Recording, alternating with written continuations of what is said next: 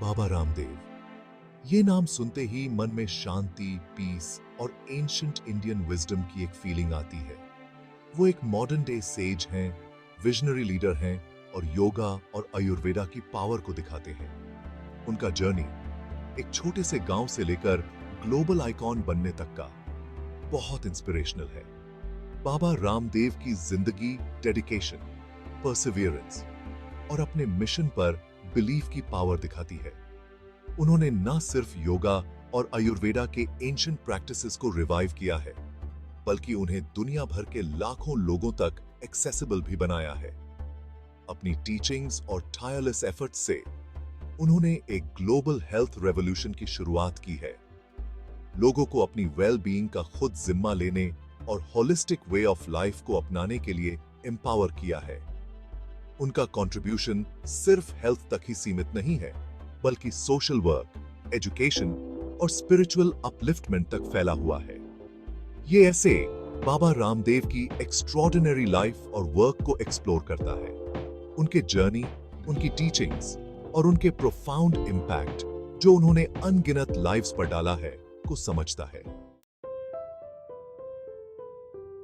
हरियाणा के एक छोटे से गांव में रामकिशन यादव के रूप में जन्मे बाबा रामदेव का बचपन सिंप्लिसिटी में बीता।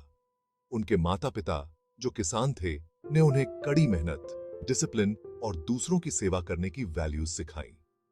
बचपन से ही उन्हें स्पिरिचुअलिटी और एंशिएंट इंडियन स्क्रिप्चर्स में काफी इंटरेस्ट था। वो योगा और आयुर्वेदा पढ़ने में घंटों बिताते थे। उन्हें उनकी विजडम और बॉडी और माइंड को हील करने की पोटेंशियल ने अट्रैक्ट किया था।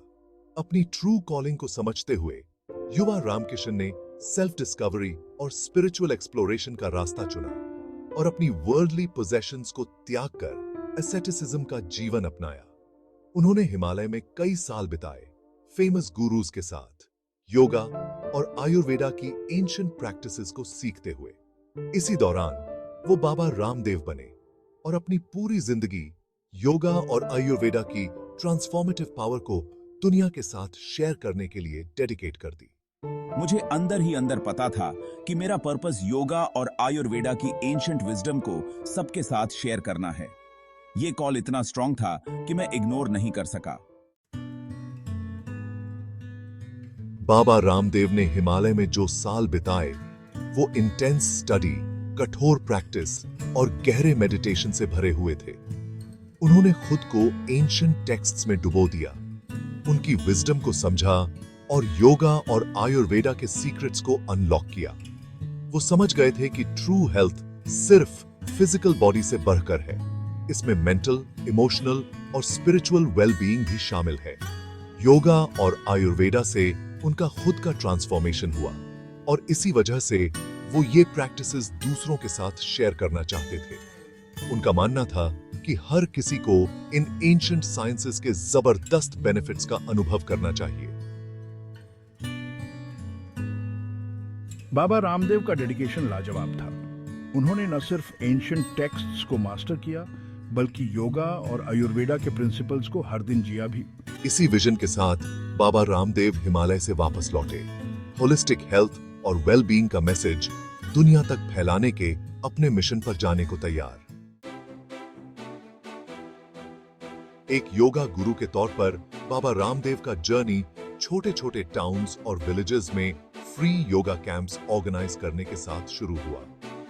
उन्होंने सिंपल लेकिन पावरफुल तरीके से योगा सिखाया, जिससे हर वर्ग के लोग योगा सीख सके। उनकी टीचिंग्स में कोई रिलीजियस या कल्चरल बैरियर्स नहीं थी। वो फिजिकल, मेंटल और स्पिरिचुअल वेलबीइंग के लिए योगा के यूनिवर्सल बेनिफिट्स पर फोकस करते थे। वो होलिस्टिक हेल्थ पाने के लिए आसनास यानी फिजिकल पोस्चर्स के साथ साथ ब्रेथ वर्क यानी प्राणायामा की इंपॉर्टेंस पर जोर देते थे। अलग अलग बैकग्राउंड्स के लोग उनके कैंप्स में आते थे। उनके चरिज्मा, उनकी जेन्युइन कंसर्न और उनकी टीचिंग्स की ट्रांसफॉर्मेटिव पावर की वजह से उनके इफेक्टिव होने की बात जंगल की आग की तरह फैल गई और जल्द ही उनके योगा सेशंस टेलीविजन पर ब्रॉडकास्ट होने लगे, जिससे वो पूरे इंडिया और दुनिया भर में लाखों लोगों तक पहुंच गए। बाबा रामदेव ने देखा कि मार्केट में मिलने वाले आयुर्वेदिक प्रोडक्ट्स में मिलावट होती है, और क्वालिटी की कमी होती है, तो उन्होंने एक ऐसे ब्रांड का सपना देखा जो सभी को ऑथेंटिक, अफोर्डेबल और एक्सेसिबल आयुर्वेदिक सॉल्यूशंस दे सके। इस विजन से पतंजलि आयुर्वेद की स्थापना हुई, जिसे उन्होंने अपने करीबी साथी आचार्य बालकृष्ण के साथ मिलकर बनाया। पतंजलि आयुर्वेद, जिसकी नींव एंशिएंट विजडम और मॉडर्न मैन्युफैक्चरिंग टेक्निक्स पर आधारित थी, बहुत जल्दी पॉपुलर हो गया। इसने हर्बल और नेचुरल प्रोडक्ट्स की एक बड़ी रेंज ऑफर की, जिसमें रोजाना इस्तेमाल की चीजों से लेकर हेल्थ केयर सॉल्यूशंस तक सब कुछ था, और सभी को प्योरिटी और एफिकेसी के साथ बनाया जाता था। पतंजलि आयुर्वेद के आने से इंडियन मार्केट में मल्टीनेशनल कॉरपोरेशंस का दबदबा कम हुआ। इसकी कामयाबी का राज था हाई क्वालिटी, अफोर्डेबल प्रोडक्ट्स देना जो इंडियन कंज्यूमर को पसंद आए। बाबा रामदेव का हमेशा स्वदेशी, डोमेस्टिक प्रोडक्शन पर जोर देना और मल्टीनेशनल कंपनीज की आलोचना करना लोगों को पसंद आया, जिससे पतंजलि की ग्रोथ और बेया रह गई। पतंजलि की कामयाबी सिर्फ फाइनेंशियल गेन्स तक ही सीमित नहीं थी। इससे आयुर्वेदा में लोगों की रुचि बढ़ी और ये एक credible alternative health care system बन गया। ब्रांड का नेचुरल और हॉलिस्टिक रेमेडीज पर ध्यान देने से लोगों को एक चॉइस मिला, जिससे वो अपनी हेल्थ और वेलबींग का खुद ख्याल रख सके। बाबा रामदेव का प्रभाव जियोग्राफिकल बाउंड्रीज से परे है। उनके योगा कैंप्स और टेलीविजन प्रोग्राम्स को दुनिया भर में देखा जाता है। उन्होंने काफी यात्रा की है और दुनिया के अलग अलग हिस्सों में योगा और आयुर्वेदा का मैसेज फैलाया है। यूनाइटेड स्टेट्स से यूनाइटेड किंगडम, ऑस्ट्रेलिया से अफ्रीका तक उनकी टीचिंग्स ने लाखों लोगों की जिंदगी को छुआ है। उनके सिंपल लेकिन इफेक्टिव टेक्निक्स उन सभी लोगों को पसंद आए हैं जो होलिस्टिक वेलबींग चाहते हैं, चाहे वो किसी भी कल्चरल बैकग्राउंड से हों। उन्होंने ईस्ट और वेस्ट के बीच के गैप को कम किया है और एंशिएंट इंडियन प्रैक्टिसेस को मॉडर्न वर्ल्ड में एक्सेसिबल और रेलेवेंट बनाया है।